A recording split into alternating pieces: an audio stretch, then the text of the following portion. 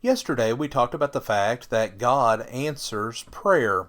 And in answering this, we looked at the fact that the Bible certainly states that this is a fact, that God does answer prayer. We saw as well that prayer will accomplish something that is good. We saw that every prayer receives an answer, and even sometimes that answer is no, but we need to be willing to accept that, even though it may be hard to do so. We need to realize that God is wiser than we are, and it's not our place to question God. Today we're going to look at some erroneous views that deny that God answers prayer. We see some people that believe that prayer is merely a glorified pep talk. Some think that the only good that is accomplished in prayer is that it spurs us on to greater zeal. Texts like James 5:16 and 1 Peter 3:12 say otherwise. If this concept be true, then the heathen would benefit as much from prayer as the Christian does. But prayer offered to an idol is not effective. Prayer offered to a false god is not going to accomplish anything. But James tells us that the effectual fervent prayer of a righteous man availeth much. Others say that God cannot answer prayer without miracles.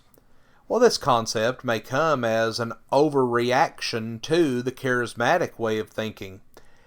In an effort to deny that God works through miracles, some go to another extreme and suggest that God does not work at all. Well, friends, if we're not careful, we will put limitations on God so that He becomes nothing more than the heathen's God is to him. But how do we know that God cannot answer prayer without working a miracle? Couldn't God, who was able to create the world from nothing, still work in His universe within the realm of natural laws? Is it not true that God has the power to do whatever He wants to do? No, God is not going to operate through mortal man and perform a miracle. But God, in His own infinite wisdom and power, has the ability and has the authority to accomplish anything that He desires to do in regard to His creation. And since God promises to answer our prayers, and yet we see that miracles, at least those performed by man, God using His power miraculously working through man, have ceased according to 1 Corinthians 13 verses 8 through 10, then we must conclude that God still answers prayers today. But He may do so according to His own power and authority, not based upon the workings of the Holy Spirit through mortal man. There are some also that follow after a belief known as naturalism. And naturalism says that everything is predetermined and fixed by God, and that God is not going to change anything. Well, this suggests that God has removed Himself from the operation of the world. It's like He has wound the world up like a clock and just sits back and watches it tick. Well, this theory denies the supernatural. It denies the power of God. It denies the providence of God.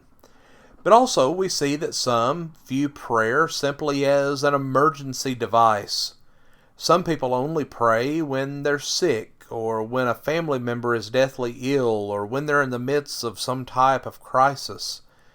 And then when their prayer is not answered the way they think that it should be, they then begin to doubt prayer, and especially the power of that prayer.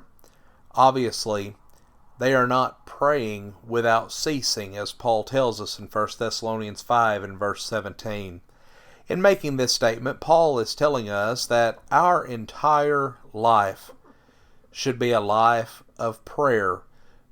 The way that we conduct ourselves, we should constantly be thanking God for the things that He's done for us. asking God to be there for us in the good times and the bad, praying for God's guidance, for His wisdom to come to us, because we see that God does answer prayer. Friends, we want to thank you for joining us for our program today, and have a blessed day.